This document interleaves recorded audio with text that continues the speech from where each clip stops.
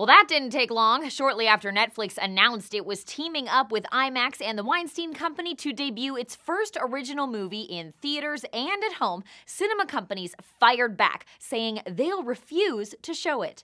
AMC, Regal, and Cinemark all responded to Netflix's Crouching Tiger, Hidden Dragon sequel by saying they plan to boycott it in their theaters. By releasing Crouching Tiger, Hidden Dragon, The Green Legend at both IMAX theaters and at home at the same time, Netflix and company would be turning the typical theater release to home release window on its head. Not that that hasn't been done before. Indie films like Arbitrage and Drinking Buddies were both released the same day in theaters and at home on demand, with those watching at home paying through either iTunes or cable companies.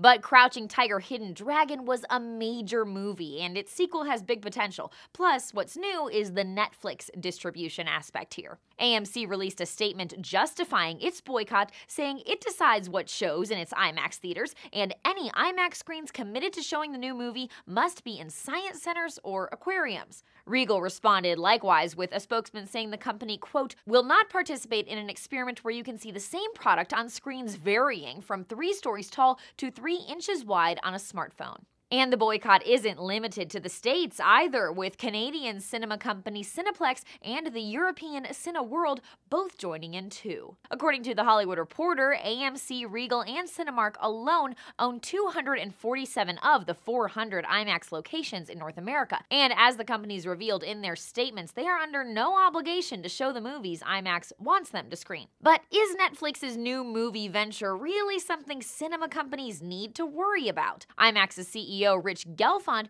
who was optimistic about the experiment when it was originally announced, told Deadline since the movie is being released August 28th, the worst box office weekend of the year, these companies should reconsider. We would not have done this release if there were competitive Hollywood blockbusters at the time. The thought was, when you have a weaker shoulder period, why not try something different? And it turns out the cinema's responses might do more harm than good in the long run, according to one analyst. Christopher Campbell at Film School Rejects says if the direct-to-video format Netflix and IMAX are experimenting with becomes profitable in the future, then theater chains like AMC will get burned by not adapting to it. Something an analyst who spoke with Variety seems to agree with, saying the reality is that the future is going to be a lot different in the way that movies are consumed. For Newsy, I'm Lauren Zima.